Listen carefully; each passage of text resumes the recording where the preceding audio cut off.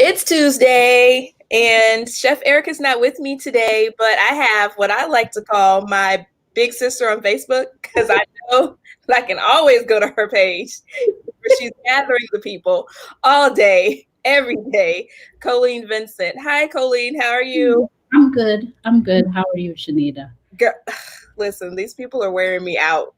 Exactly. Wearing me out. I'm trying to smile about it, but if we can curse on this show, there's coming to a point where this shit ain't funny no more. Like, it's not funny. To be very frank, like arguing it on the internet, Twitter is a lot of fun for that kind of stuff. And it's very hard, I think, for anybody to skillfully argue with a Black woman, right? The problem is the Black women argue with both logic and empathy. Right. But when you're engaged with people who are more committed to winning rather than understanding, yes, there are no arguments to win because they're not open to learning anything. And those people are emotional vampires and to a degree sociopathic. Right. And, basically should, not pass on their genes because children deserve better than to have a parent who's committed to winning rather than understanding. Yes. And people frustrate us because it's like, how can you not? Why? Because you don't understand that type of thinking. It doesn't reach you in here. No. So I've decided that by the time this is over, I will probably have 0 Facebook friends. And at this point, I'm completely okay with that because they all go. I can't take it anymore. I'm completely done. So I have your bio, girl. There's so many things. I underlined all the things that I want to talk to you about. Okay. And so we have, you're the director of community and Culinary Community Initiatives for James Beard. So now I'm the VP of community for the James Beard Foundation. That was a very recent development. So that's wonderful. Yeah. I want to know about the food book fair.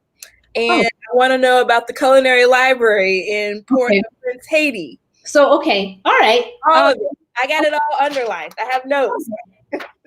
So when Elizabeth came up with the first food book fair, I started stalking like the creation of it and, sent a couple people that way, got to walk through, and enjoyed it thoroughly. And then the next year was asked to come and talk about food and race in the industry.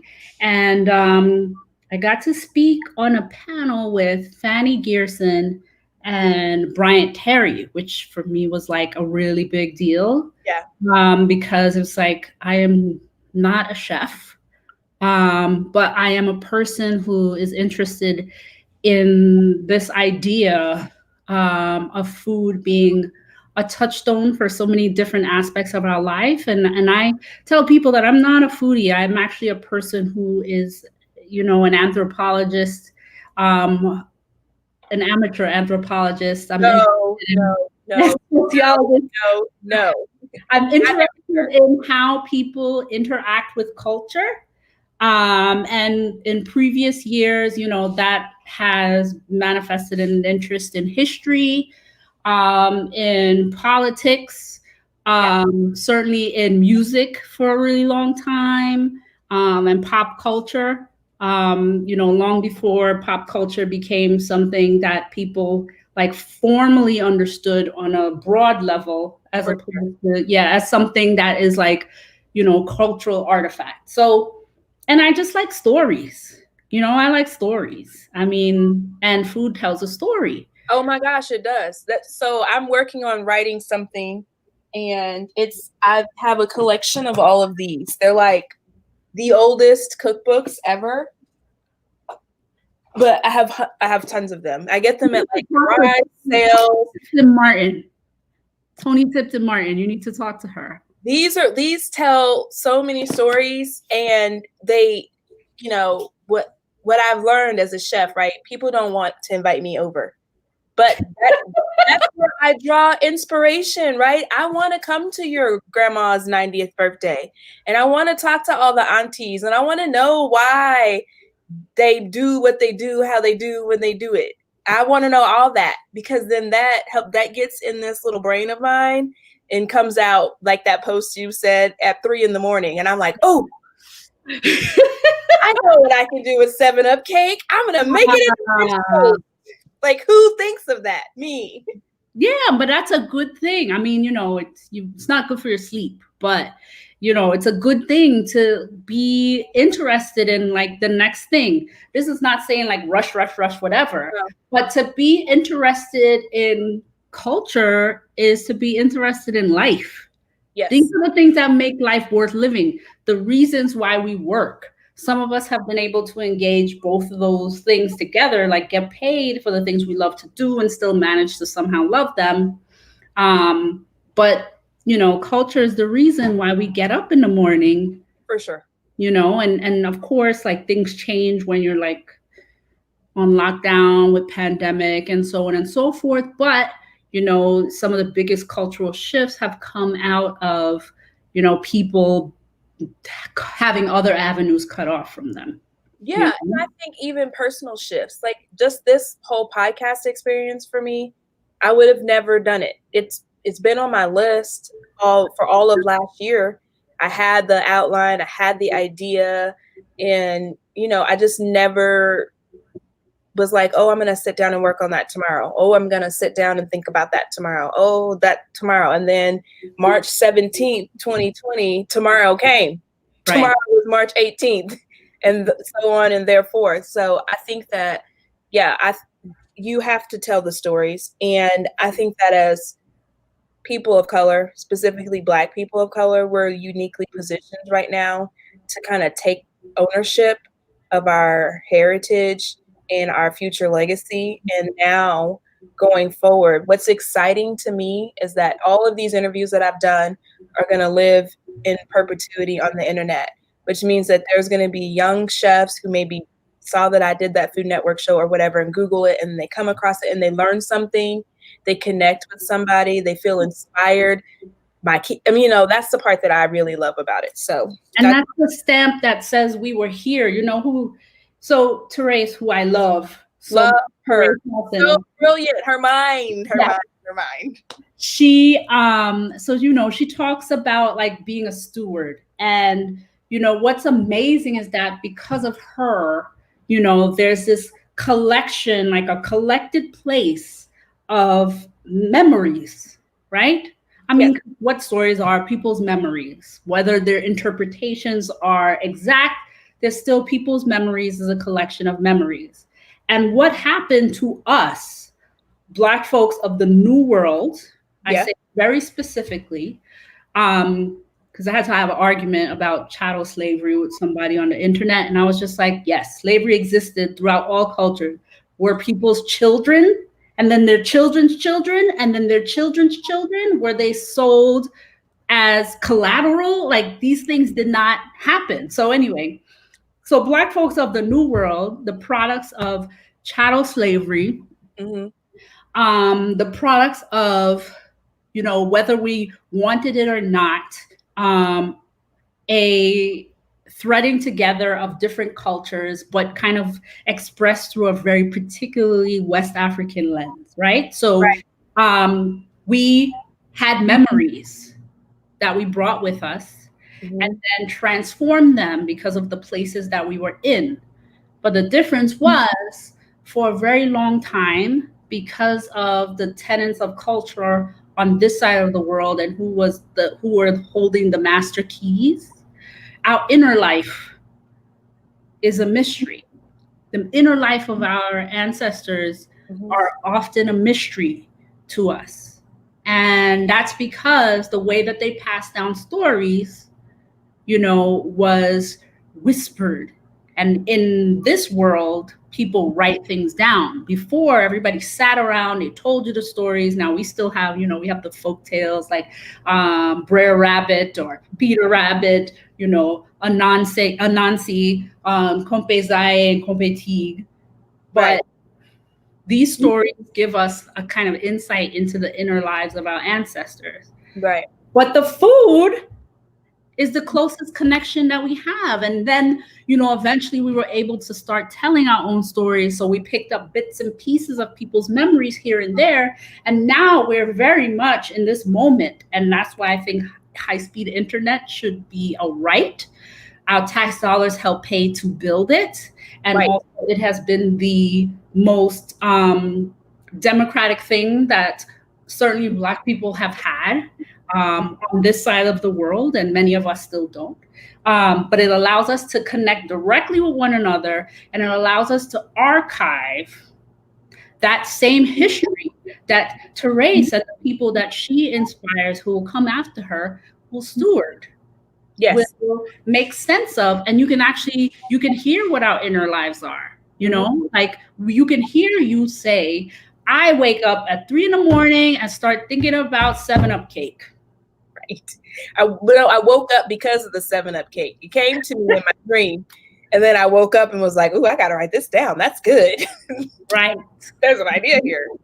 And that's why it's amazing. I mean, there are certainly parts of this whole virtual world where I'm just like, oh, this is not 3D. It's not like tangible in the tactile sense. And it's certainly like, I realize as a person who, even though I like to spend time alone, it is a treat to be face to face with other human beings. And so I guess I appreciate it a lot more now that I'm forced to be in this space, but we get, this is a much better access to our inner lives than even now like Twitter thoughts and our Facebook thoughts, Yeah,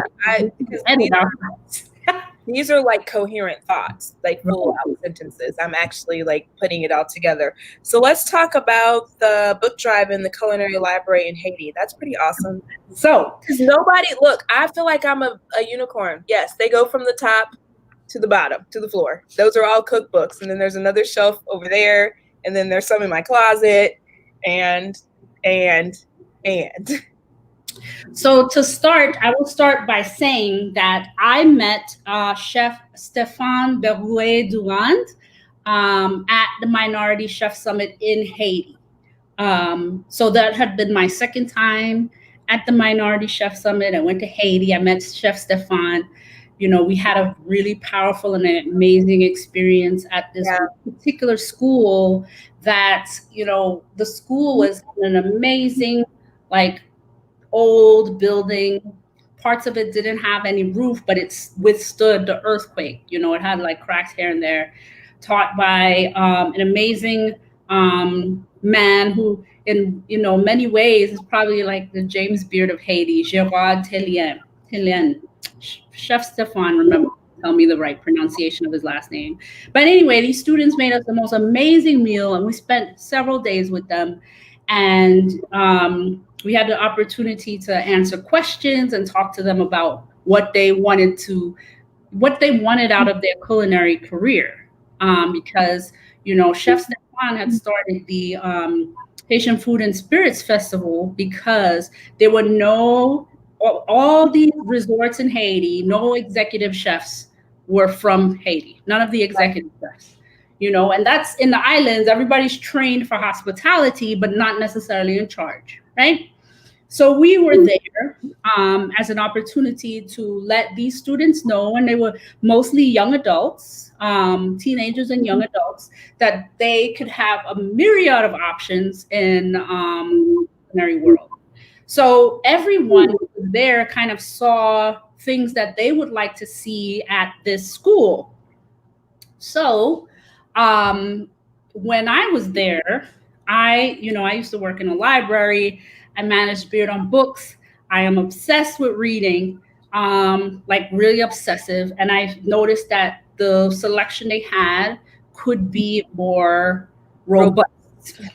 What was happening is that teachers were getting like, their friends or cousins, and they took trips, they would bring stuff back. Friends or cousins would buy books, in Toronto or something and send them down there, and the teachers put together their own like materials. And, it was that here you have people who are firmly committed, and what they don't have is not they have opportunity, they have teachers who are experienced and willing, they just don't have, they don't have certain books that could expand their imagination around like what the possibilities are. They don't have the same books that, say an Institute of Culinary Education has, like they don't have that, right? Mm-hmm. And then you add on top of that, like there's not enough computers, so you can't look things up. So what I said was I wanted to donate a bunch of books. So what that ended up being was, first of all, I have a ton of books still, again, I should say. And I collected all kinds of books, and I still have more, but then there's been a lot of upheaval in Haiti. But I sent, as a true Caribbean person, I sent 2 very large barrels weighing a ton, literally a ton, to Florida. Then it went on to Haiti, to the care of Chef Stefan. And so, like, the fact that I was able to participate in something so practical, first of all, because I like practical things, but also like, I'm a person that when I really like a book, like I don't want anybody to have it. It's my book. I don't want other people to have it. Why? Right. You can borrow this. I want you to take a picture of the recipe or photocopy it. Right. What I don't want you to do is take that book into your kitchen and be splashing tomatoes and garlic on all. Beautiful, first of all. Right. And they're a collection of somebody else's thoughts. Yes. And sometimes I just, to me, they're like an art piece, a lot of them. Yeah. But also because I get something new every time I read one. And so it's very hard for me to part with books. That's the first part. But, I was enthusiastically parting with books and getting like other people to part with books. And so I did something that I would want somebody to do for me. Yeah, and I think that's what it boils down to. I'm hoping that we move into these spaces where people are just doing for other people, like simply what they would have them do for them. Yep. I think that's much more natural than, what we had going on before. Yeah. And felt contrived and very forced. Okay, so then I'm skipping over all the James Beard stuff because I want to just talk about that all at the end because it's just fun. But let's talk about the Black Urban Growers Conference. And so I have been trying to connect with some urban growers for this show just because insecurity and food security is my thing. I feel like that we are not telling the stories of the urban growers, and that, like I said, if 2 people watch this that can make a difference, then I feel like I did my part. Or if I change 10 people's minds and they think, I'm really trying to get people as we move into this last part of COVID in this year to think about where their food comes from and that impact that it has on like the direct community. Yes, I can go to Sam's Club and get my lettuce, or I can get a CSA box from said local farmer. Right. And really impact my community. Right. The Walton family. They don't need any more of my dollars. No, they do not. There are several of them are multi-billionaires. But yeah, so I had the opportunity to put together a panel for that, for last year's, which, I felt very honored to do because, first of all, I've admired their work for a really long time. And when I peeped them, was when I was like a reservations manager, and my power was like just being a gadfly, basically. That was the type of influence that I had in the organization. And so I couldn't go to the last one in New York prior to that. So what I did was I told my colleagues about it, and one of my colleagues who, has since retired, she went. But I managed to keep in touch with various people within the organization. And most recently, I talked to Regine Gignard, and she was like, put together a panel, and I did, and it was people that I admire and respect who always talk about the importance of the land and of time and place. And, you know, it was really like, first of all, that room was full. We were at the new school. It was full and full of youth and full of farmers from like all 50 states. I mean, it really was like that. It was like a sea upon sea of Black faces, all invested in putting their hands in the soil and feeding communities, you know? Yeah. I got my little pots, but that's as hands in the soil as I'm getting, okay? My little pots on my deck. I love it. I mean, I grew up in Brooklyn. I don't get a chance to play up in the soil too much. I used to do Earth Day projects at Prospect Park, but both of my parents, you know, are both Grenadian. And while they had like, you know, lived in very different parts, you know, they both are people who had their hands in the soil, who knew exactly where their food came from, right? Who traded what they, you know, traded things at market. They knew how things grew. They knew what they looked like. They knew the cycles. They know what season this comes in and that comes in, and that never leaves you, you know? And so to be in a room full of people that want to put their hands in the soil, see, that's the thing. I don't want to cook for a whole lot of people, but I wouldn't mind growing food. And I'll cook it, girl. You grow it and here. But there's bugs. I don't do bugs. Sugar because the mosquitoes, I mean, I could cover myself from head to toe in every bug repellent that you have, home remedy and commercial. And I'm still leaving with welts on my body. Last time I was outside, they were biting me through my pants. I'm like, how are you in my leggings? I don't understand what is going on. They're persistent. They, you know, they're just trying to survive. I know the feeling. They like me a lot too. They like my sister more, but they like me a lot too. Yeah. So now we're going to talk about Black food, folks. Yeah. I absolutely love that Instagram page. I love it. And I get so mad when they're doing their lives and I have to do something else. We record them. You watch them. I know.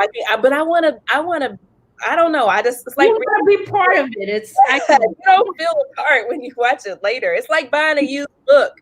It's been fondled. I don't feel the same. I know. There's like they call it, it's, you know, it's an expression from the 60s. No, I'm not that old, but they call it a happening. Yeah. And so a happening is like a once in a lifetime event. I mean, and so the once in a lifetime event is that everybody who's Black and in food and sometimes not is like looking at this and like commenting. So it's like we're all in the same room, even though we're not. Some of y'all be going off a little bit. And I'm funny. I'm an observer. I just want to watch. Everybody gets to participate in the conversation one way or the other. The only thing about Instagram Live is that it cuts you off like very rudely. And I'm just like, we talking about something good. Like, yeah. But I hope they fix that. I know, which is why this is not on Instagram, because we do sometimes the conversation gets really good. Right. And it goes over by a couple minutes. And I'm like, you know, at some point I'll figure out how to get them on Instagram. Right. But they're not right now. So right. No, I totally get it, because it's kind of, you know, sometimes it's like, ooh, that's kind of rude. But Black Food Folks started because Clay and I talked to a lot of people. Mm-hmm. And, you know, it was the same kind of conversations about getting people in the room together, but also the fact that, like, when you are in this place of food as a Black person, you're visible because you're Black, but you're invisible at the same time, right? You're visibly invisible. Yeah. I want to get that on a t-shirt. Yes. Well, I mean, that is often the Black experience in like professional spaces. You're visible enough that when something Black happens, everybody wants to ask your opinion about it or wants to introduce you to the other Black person they know. Or if there's an emergency and some shit hit the fan and they need somebody to fix it, all of a sudden, right, you're visible. Yeah, exactly. And so you're invisible, though, when it comes to, first of all, how much social power we have, right? Mhm. And also how often when it comes to like who needs to move up the ladder, it's like blinders are on. Whether it's willful or not kind of depends on who you're dealing with. Yep. But the fact of the matter is that you have all these people doing all this brilliant work. And when I say brilliant work, I mean, from, being in the kitchen, keeping your head down, to people who are writing stories that nobody else is writing about, that nobody else is researching, right? And somehow with less resources are able to do these things. And somehow they're not like in the permanent masthead of any, large scale publication, any national publication. So anyway, from that idea was born, let's have a community gathering, and the community gathering, the initial iteration that Clay had in mind was a happy hour. Two things: I don't drink, and also I don't either. Yeah, I don't drink, and also the thought of like happy hour gives me the heebie-jeebies, because I'm a one-on-one person, not like a let's talk to everybody and take in all this energy person. I get that. I'm an ambivert, so I definitely know how to extrovert, but that means that I'm going to be introverting for quite some time. Which, Right. Side note, COVID, I didn't really need to extrovert till July. I was feeling like, oh, okay, I think I want to get out. I just, it's more like I want to leave my house than necessarily like see people. Although there was moments where it was very, I felt very isolated, so I got a cat. But for me, the way that I manage the introversion is that I have something to do. So I decided that I should be at my dad's office, which is also an event space. It's catty corner from Prospect Park. And, if it's in my dad's event space, first of all, there's plenty to do. You can check people in. So even if there's people you don't know, you can say hello, and then they walk in and nobody's lost because you know exactly why people are there. Right. And then I'm in a space where I feel comfortable, right? And I also know where to hide when I'm tired. So those things, yes. So we did that, and we had over 100 people, and it was amazing. It was like my father has a tent over the back around this very large tree. So it's almost like a revival, as Omar Tate put it once. It was like a church revival, I guess, but it was so inspiring and so like beautiful. And Clay and I were like, okay, this is what we're gonna do. But people responded so well that it kept evolving and getting more and more defined. And so we started working with like food writers workshop, and then putting panels together for different entities, including Broccoli City.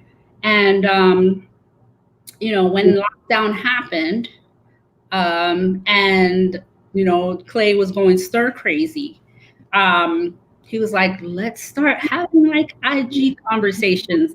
And I was like, sure. And then we started brainstorming about who to pair up with whom. And that kind of evolved from there, and the process has been, certainly a learning process, because a lot of things that happen organically, as they keep happening, realize there's refinements that need to be made and kind of boundaries that need to be put on things. And then you have to start thinking about what happens next. And I think, between that consideration, but also our spirit of like non-competitiveness in our community has allowed us to not only like filter resources that won't work for us, but will work for somebody else, but also become more deliberate about the use of our time, and also allow us to have different hosts. So it's not the Colleen and Clay show. It's very much a community effort,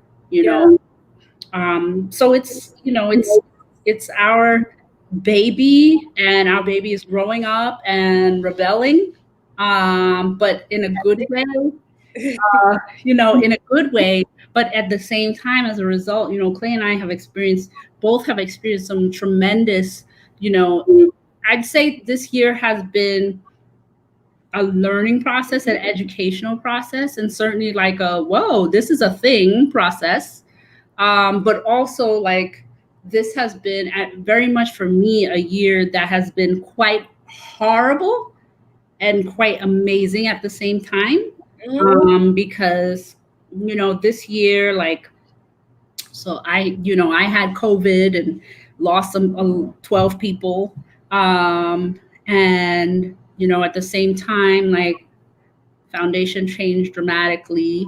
But my ability to be of service to others has also expanded.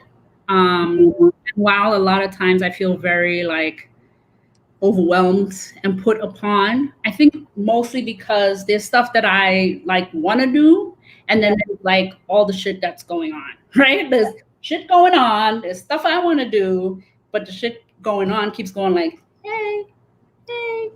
And one is like a bad child where you're like, look, how much more attention do you need from me? Exactly. Hey, I'm really trying to do something else. Can you just go sit down?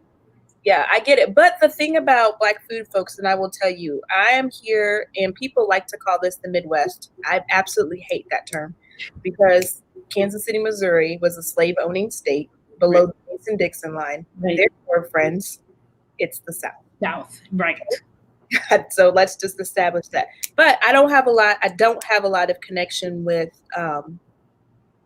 other Black chefs here in town. There are very, very, very, very few of us. And in some parts of the group, there's a little bit of a spirit of competitiveness that makes collaboration very, very difficult. So in most cases, I am the only. And so by you guys creating this platform, I got to connect and be a part of a group that I'm not normally a part of, which is refreshing and quite nice. So I absolutely love it. And it stinks that the 2 times that I've been to New York, I've been so busy working on what I was there working on that I didn't get to enjoy the city. Right. Now, and then hold on. Yeah. We're gonna take a quick pause. Sorry. I live on the 6th floor, so the bell rings, and then he'll come upstairs, so I'll run away. Right. And then I was going to say I was supposed to be in New York twice this year, and then I had planned like extra time so that I could connect with Therese and just be able to spend more time in the city, and then this shit happens. Right. I get stuck in Kansas. COVID done threw up all our plans in the air and then shot them up and then peed on them and then spit them out. So that's what happened. Yeah. So I think that you guys should keep on doing what you're doing. For me, starting this podcast with Erica, I had always wanted to I'm like, man, if I could do a TV show, because people are always like, after Food Network, are you going to go on TV again? Are you going to go on TV again? I'm like, I do want to do television. I don't want to do reality in that way. Right. But I always was like, if I could be like Samantha on the Travel Channel, right? Right. I'm just going to my friends, and we're experiencing the city and their food spaces and just their life in their area. Those are the stories that I've wanted to tell. So now I'm kind of doing that, but virtually, and hopefully, and you'll get to do it in real life. We'll get somewhere and sit down. Yeah. So we can get out of this doggone city. Right. Exactly. So I want to talk about the Museum of Food and Drink, which is called MoFad, right? That's the MoFad. Yes.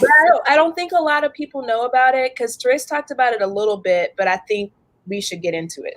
Sure. 1 second. Yes.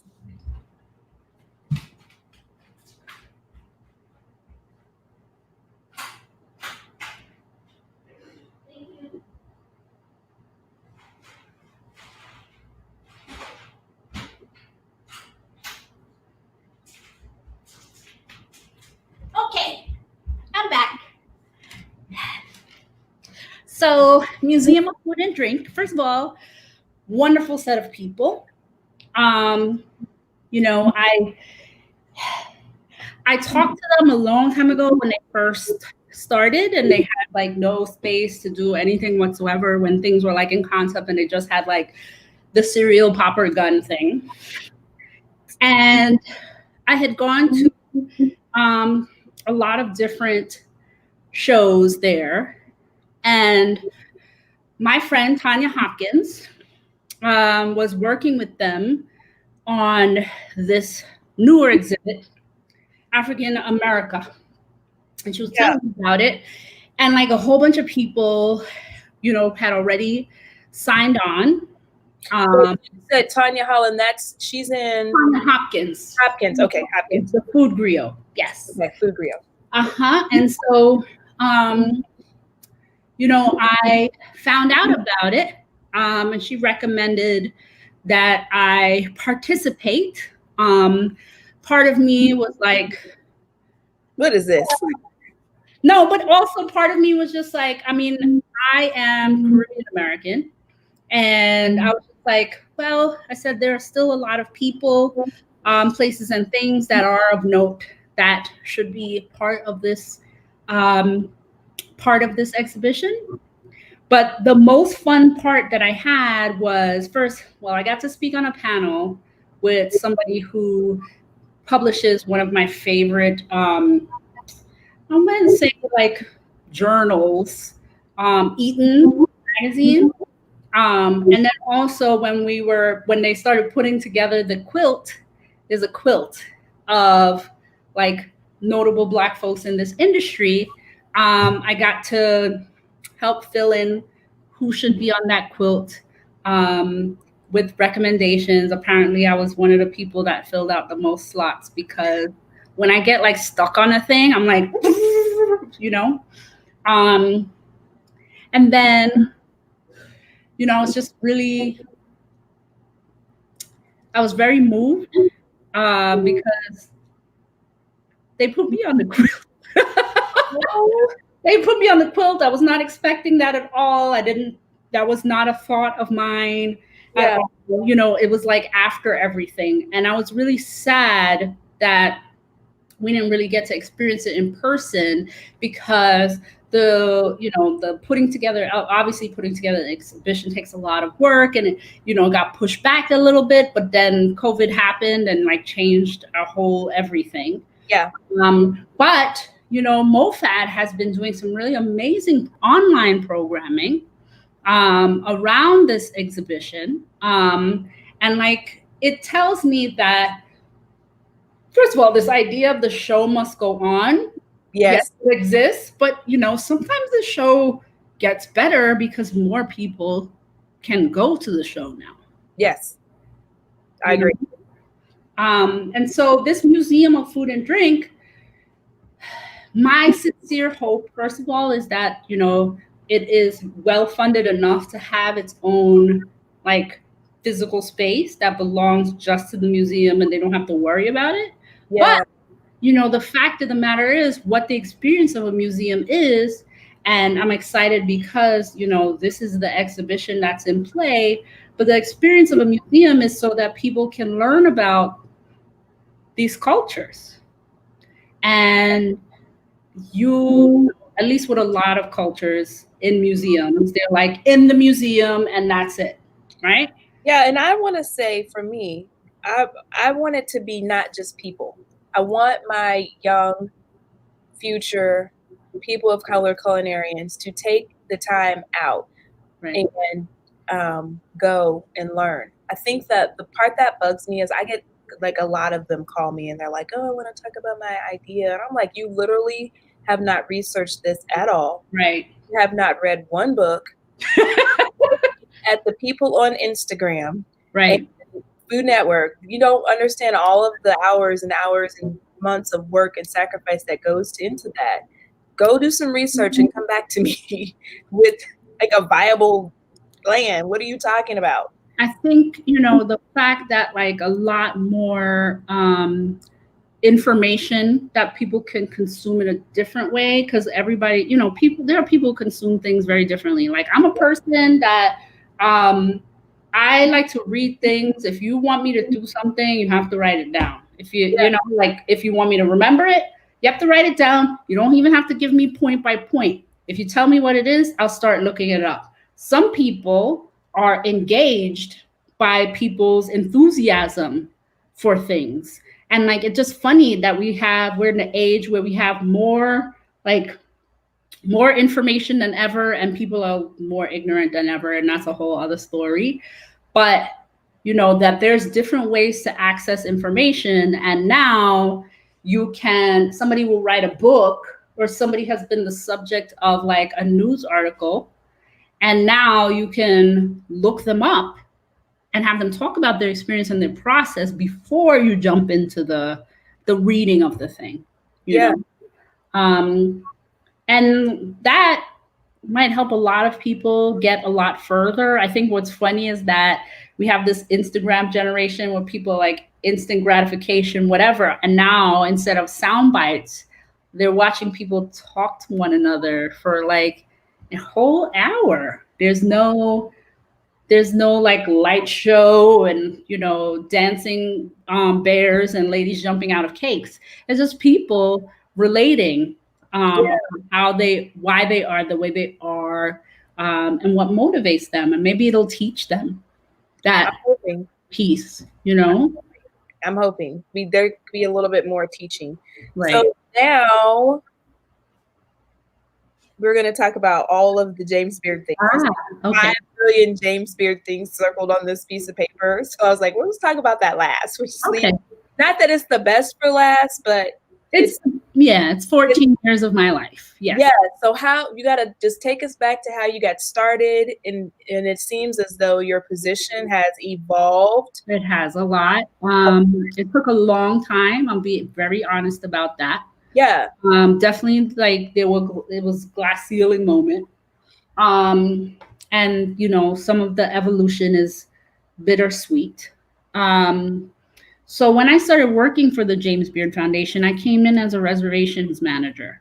This is not to say that I worked my way up to that, because prior to that, I'd been a director of marketing and customer service for a teeny tiny like food delivery service that then got bought by Grubhub.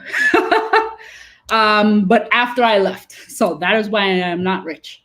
But I worked for them. I worked in PR for a while. I actually left that food delivery startup because I was like, I don't want to work in food. And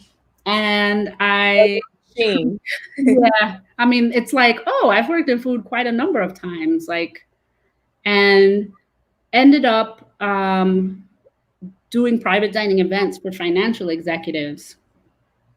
So my sister worked at Amy's Bread at the time. She was in customer service, but she wanted to be a baker. Long story short, she went to school to be a baker, but she is not a baker. She works in HR now, but she can bake her ass off. And so she said, look, there's an opening at the James Beard Foundation. I didn't know what that was. I didn't know. I mean, even though I was putting together these dining experiences, it was for restaurants I'd read about. I had never personally experienced them.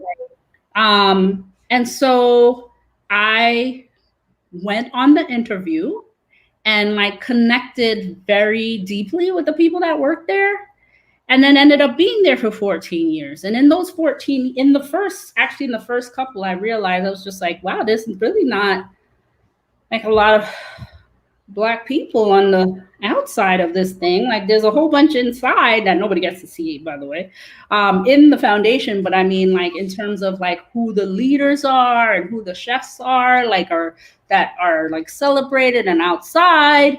And I'm loud. I'm my father's child. And so I said, I have a very good, my babysitter is Caribbean, and that could be just. I mean, people say we're arrogant. I mean, I'm just like, well, you know what happened? No, you guys are frank. You're frank. Yeah.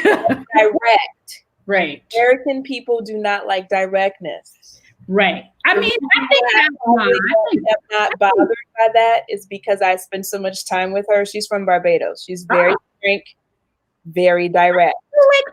I feel like the diaspora in general is very frank and direct. I think, Caribbean people, we're always just like, well, why is that way? Like 2-year-olds, like, why? But also, like, I am my father's child. My father's a wonderful, slightly arrogant man, but extremely pro-Black. Like, this is just, the man wrote like revolutionary poems and, taught me what communism was when I was 5. Like, that's the type of stuff. Yeah. I mean, people be mad if I told you who his heroes are. So he was the one that like instilled in me. I mean, it took time to blossom. Yeah.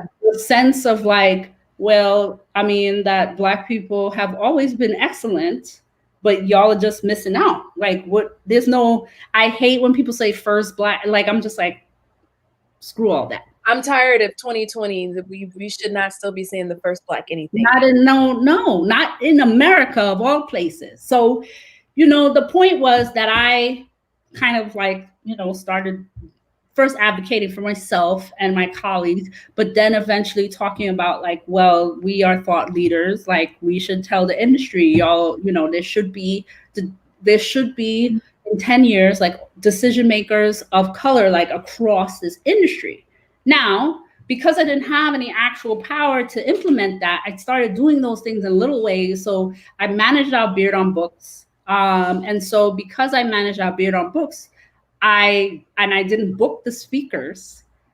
I started saying, you need to book Nicole Taylor. You need to book Pierre Thiam.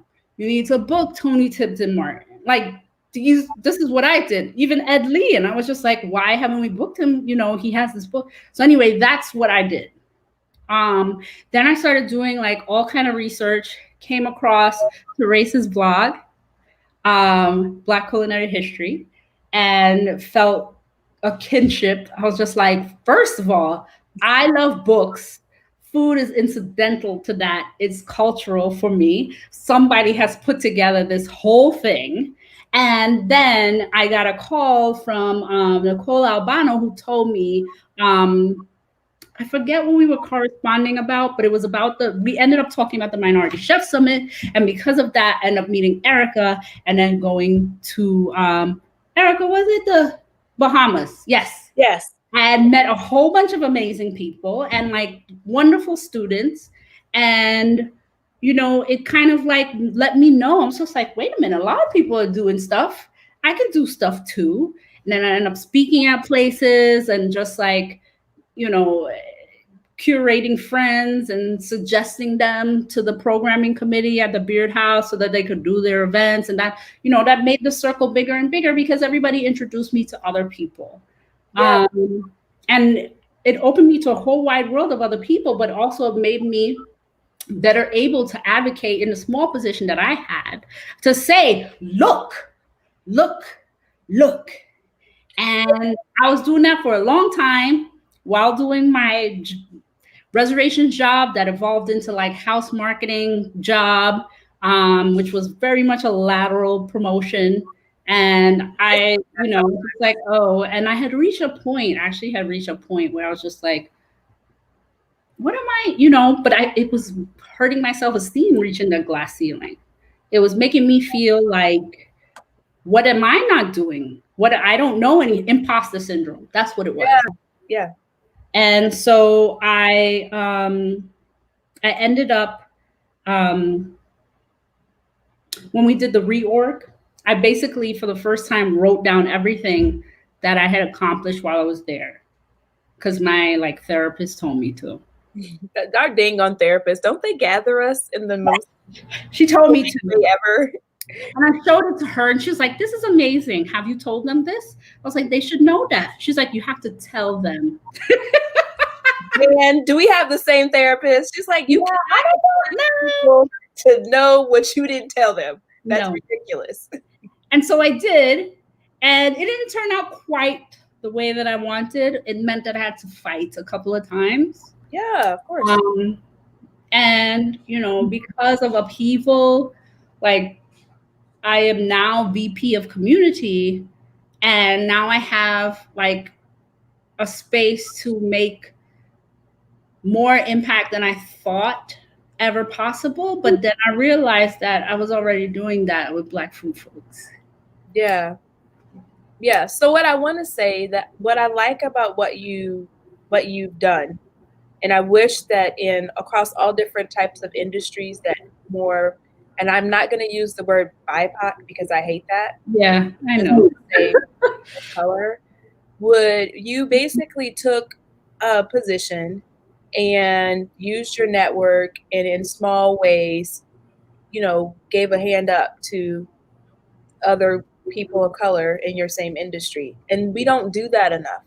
And so, yes, what you're doing at James Beard is the same as what you're doing at Black Food Folks. However, it's a different platform. It's Right. a different place of exposure. And, it's going to, whether people want it to be or not, people look to James Beard in this industry as like a beacon, as like an industry leader. And so I'm really excited about the changes that are going to come there, because I really feel like that it will be like trickle down through. I mean, it's very everything I have had the opportunity first to be part of like equity, an equity consult that happened throughout the organization. When I say equity consult, I mean that we gathered every single person that worked for the organization in groups, in different like cohorts, to talk to them. And the reason that I was participant of that is because I am no respecter of persons, meaning like authority doesn't mean anything to me, which is a terrible thing. Like it's a really bad thing, actually. And I see everybody as worthy of like attention and consideration, and I'll give you a chance to like.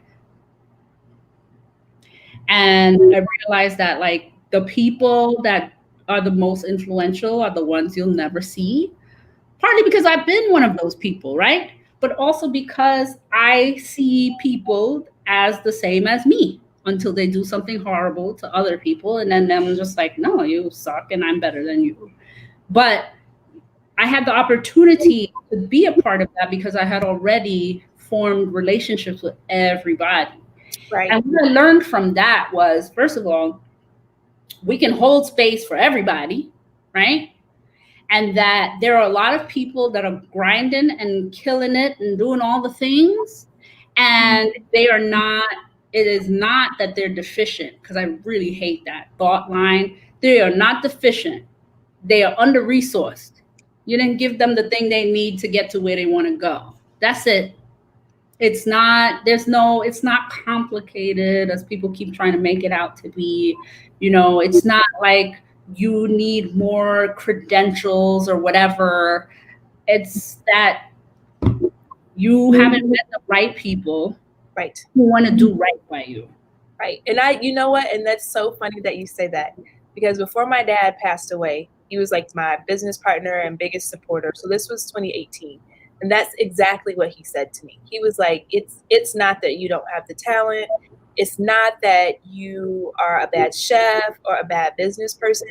You just have not met the right people, right, who are willing to invest in you, and not necessarily invest from a financial standpoint, because connection is collateral too, right? Right, exactly. You necessarily have to be giving someone money in order to make like an investment. And connection can last longer than the capital quite often. So Right. And I agree with that 100%. So that's why, and as a young chef, it always felt like to me, where I was, that James Beard was so unattainable. And so I'm super excited about the changes now, because for the younger people, it makes it more doable, more attainable. And I'm excited because this was not a time where it feels like, and correct me if I'm wrong, like some of this stuff was happening behind the scenes prior to the biggest upheaval in racial issue since the 60s, right? So you guys were kind of maybe doing this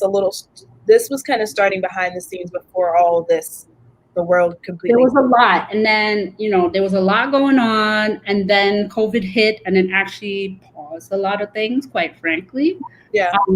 And, what happens is that like, there's a path, and you see the path, and there are a couple other people that see the path, and there's other people who can't quite see it.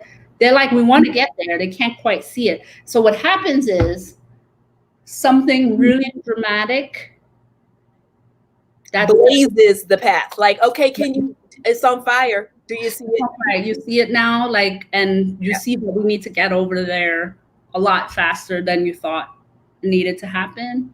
And that's happening in a lot of places. And it has been extremely painful in a lot of ways. But, you know, just like a lot of beautiful things, it's, you know, there's a lot of heavy and a lot of like contractions and a lot of like just bulkaka before you get to. No, I get it. I don't even know if it was your post or someone else's post when we were discussing what's going on at Bon Appetit. And then it's like, you guys, they came out and they made this like drastic statement, right? It was like 7 slides on their Instagram about all of the terrible atrocities that we've done to Black people. Like, nobody told y'all to say that y'all were terrorizing Black people. You said that. And we didn't even ask you to say that. At the time, all everybody was doing was just saying Black Lives Matter. Y'all are the ones who like made this whole like diatribe and this whole like manifesto, and then to turn around and not live up to that. No. The only thing I could post was the Tyra Banks meme where she's like screaming at the girl, like, we were all rooting for you. Rooting for you. You know, honestly, because I'm not inside other organizations, so I can only speak for mine, because I had to make some things very clear to somebody else, because I was just like, you never know what's going on behind the scenes. And honestly, I didn't really know until I moved to, you know, whatever. And because of that, now I can explain things to the people that I still consider as my colleagues, not subordinates, like nothing like that. Again, I'm not into like hierarchy and all of that stuff. That works in my favor, but also against me at the same time. Yeah, I get it. But what I can say is that a lot of people don't want to do the work. Yeah. They want racism to be over. I'm just like, that's not how it works. Yeah, like sprinkle some dollars on it and they'll be fine. I'm just like, well, the racial wealth gap is like 80-1. Like, that's not how that works. And also, you spend your whole life learning one thing, whether or not you're like a good person. We've all learned the same thing. I'm like, Black people just know because it was about us. But we all have learned the same thing. It's going to take a lot more than a couple of months to unlearn it. Y'all, it's like, what was the joke when George Floyd died? It's like, and the Black Lives Matter was on everything. And it's like, oh, white people just discovered that like Black people are people. And I was just like, huh? I mean, this is the type, I'm having arguments on Twitter right now where people are like, what are they saying? Like they're trying to justify all kinds of things where I'm just like, you only do that because you don't see us as people. You don't. The fact that people could be like, oh, you know, COVID only has like a 99%, has a 99% survival rate. Not true, by the way. Yeah, but that means thousands of people will die. And are you going to pick and choose who those people are? Would you like one of them to be your uncle, your cousin, or one of your best friends like it was for me? No. Right? But that's the thought process, is that like this whole idea that not only you can't empathize, you can't identify, and you've been taught that. The industry has been taught that. So it doesn't even matter that you're a good person. It's literally just the way things are. Right. And that thing about the industry being taught that, in addition to being an ambivert, I am an empath, right? And so the closer I've gotten to 40, the more that I'm able to be like, hey, I'm standing in this. And so you spend your whole life, right, being told that that's not what it is. You're reading too much into it. And then you're like, no, bitch, I was right. Yes, exactly. Exactly. And I call it my girl don't trust it in there screaming like, I don't know, no, something's not right here. Then I wouldn't find myself in these situations. But you people keep trying to convince me that what I'm feeling on the inside is not fact. And so I think, that's the last question that I always speak, because my therapist had asked me like at the very beginning of this, because I have unreasonable personal expectations. So anyway, I go through these little moments of life where I have these little breakdowns, right? And I'm like, I suck. I haven't done shit. I'm never going to do shit. There's still cancer. Now there's this new disease. I haven't cured it. What is wrong with me? I'm a terrible individual. So I do this. Oh, identify. Yeah. Yeah. So I do this. And so she was like, this is a reset. And I like to ask everybody this: how are you resetting? What are you leaving, pre-COVID? What are you bringing post-COVID? Okay. Professionally and personally, because, professionally, we like to work ourselves to the dirty dog bone.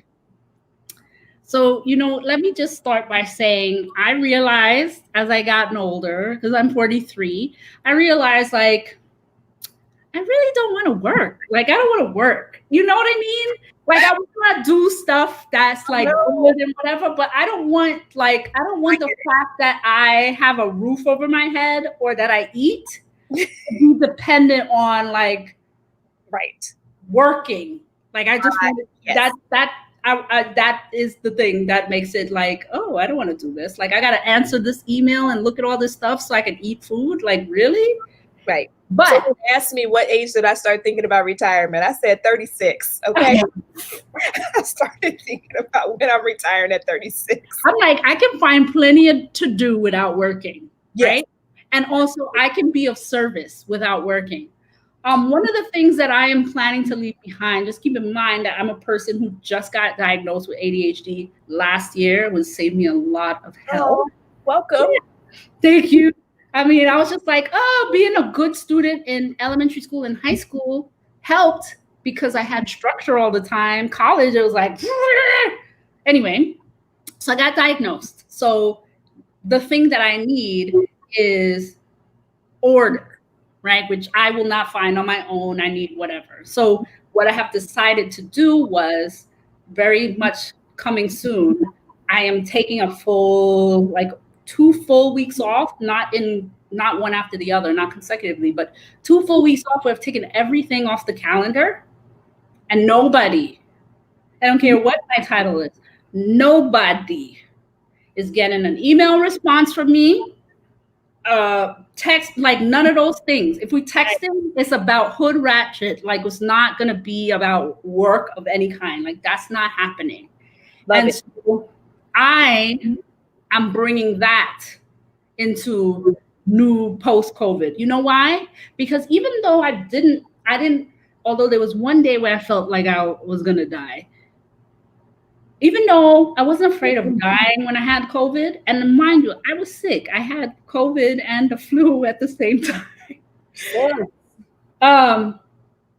But I realized in that month of like losing so many people, like every couple of days was a new horror. Plus I was sick and a lot of other people I cared about was sick. My uncle was in the hospital, getting better, getting worse, getting better, getting worse, died. I went to a funeral on Zoom.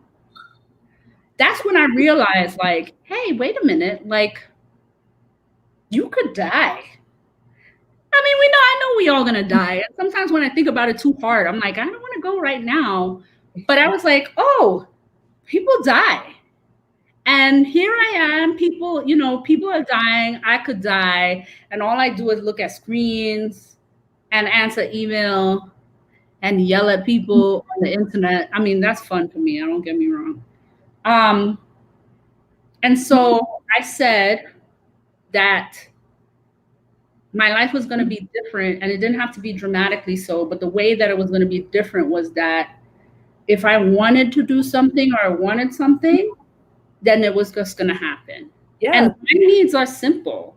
I don't want to own a yacht. It'd be nice, but I don't want to own a yacht. I don't want to do those things. Who has one, okay? Yes.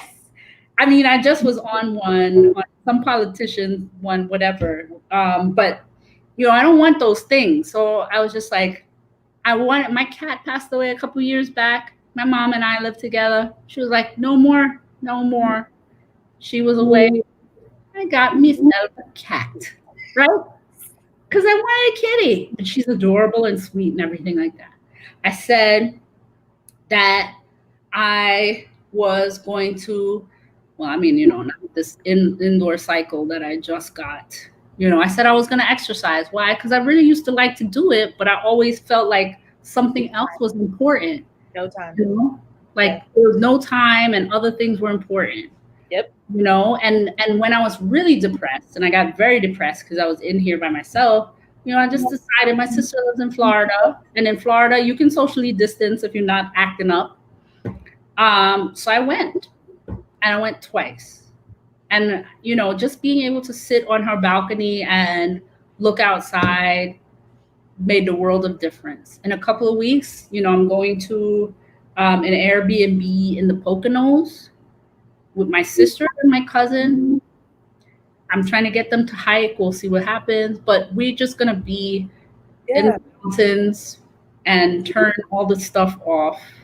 And I realized I need to turn off. Turn off needs to happen not every couple of months. It needs to happen once a month, one way or the other, where nothing is going on. Why? Because even though I can retain a lot of information, just like any machine, especially as it gets older, there's a point where the machine is like spinning out of control and gets overheated and then blows its top.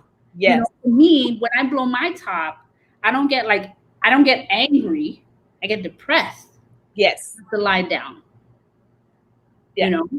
Yeah. So if I don't stop the perpetual motion machine before that, then that's what's going to happen. I'm going to grind myself out. And then once I got this little position I have right now, the first thing I told my team was, because I feel like, especially in virtual days, everybody's doing work all the time. I was just like, we're not doing any outside facing things from September 1st through the 11th. Why? Because sometimes you need to stop. Like, it's just like you work to live. You don't live to work. Yeah. Yeah. That's amazing. That's good. That's good. So I'm just going to give you an ADD tip and I'll send the video. It's called time blocking. Have you ever tried it? So Fridays, nobody's allowed to call me on Fridays. No, what I do is I time block my whole day. Oh. On my calendar. Okay. So my phone, the Google Calendar, sends me alerts so that I can stay on task. Because if I have to look on my phone or get onto Facebook to look for something, I'm down the rabbit trail. Right. And I'm like, oh, shoot, I've been on there for 30 minutes. I'm looking up all kinds of things. And now, learning about ancient Ottoman empires at like 1, 2 o'clock in the morning. This is why I can't watch a movie because I'm like, Google, what is all through the whole movie? People think I'm being rude. I'm like, well, I just want to know that. I just opened up the bookmark so that I can read it tonight when I wake up in the middle of the night. I'm not being rude. I just want to know what that is. Exactly. It's amazing, but it's awful. It saves me. So I have my phone set automatically. It goes on Do Not Disturb at 10 p.m. and it doesn't come back on until 7 o'clock in the morning.